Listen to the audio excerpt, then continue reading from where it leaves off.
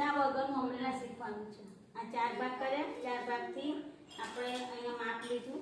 અઢીનું ગળું લેવાનું, અઢીનું ગળું લેવાનું અને 5નો શોલ્ડર લેવાનો છે.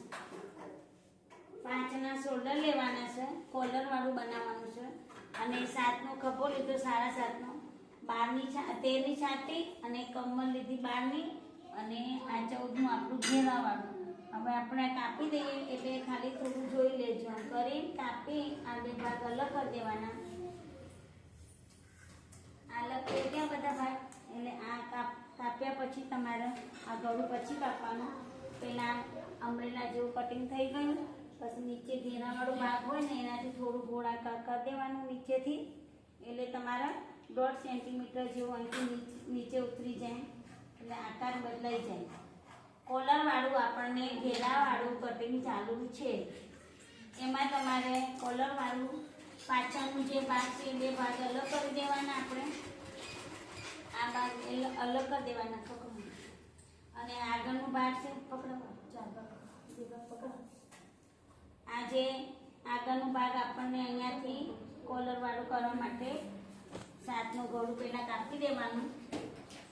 કોલરવાળામાં આપણને શોલ્ડર 5 રાખવાના. 5 શોલ્ડર રાખ્યા પછી તમારે અહીંયાથી 6નું ગળું બનાવી દેવાનું. એમાં વી ગળું પણ ચાલે અને ગોળ પણ ચાલે, પણ વીમાં એકદમ સરસ સીધું કટિંગ આવી જાય. આ વીમાં આપણે કોલર લગાવવાનું છે અને નીચેથી થોડું કટિંગ 2 હૂક જેટલું કટિંગ આપણે ઉતારી દેવાનું, કાપો કરવાનું. અને આગળનો શોલ્ડરવાળો ભાગ આપણે ખાડાવાળો ભાગ કરવામાં આવશે. આ ખાડાવાળો ભાગ ઉતાર્યા વગર તમારે બાય સેટ થાય નહીં. એટલે બાય લગાવતી વખતે એના પહેલાં આપણને ખાડાવાળો ભાગ ઉતારવામાં આવશે. આ કોઠા વગરનું અમરેલા ડ્રેસ બનાવ્યું છે.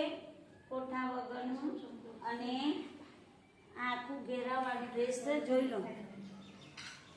પેલું આ પાછળનું ભાગ લાવજો. આ પાછળનું ભાગ પેલા બંધ ભાગ રાખવાનું, જ્યાંથી ગળું કરવાનું નથી આપણને.